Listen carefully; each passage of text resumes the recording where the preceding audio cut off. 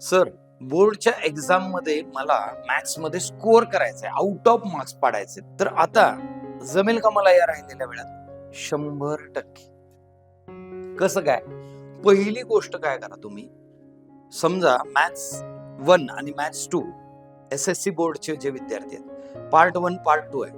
Part 1 चे chapter wise फॉर्म्युले लिहून घ्या, पार्ट 2 चे चॅप्टर वाईज फॉर्म्युले लिहून घ्या आणि रोज फॉर्म्युले लिहा पेपर पर्यंत. परीक्षेला उद्या जायचंय, आदल्या दिवशी संध्याकाळपर्यंत रोज फॉर्म्युले लिहा. जर तुम्ही नीट त्याला मांडले सगळे फॉर्म्युले, एका ठिकाणी लिहिले आणि बघितलं, hardly it will require 20 minutes and this 20 minutes is your investment.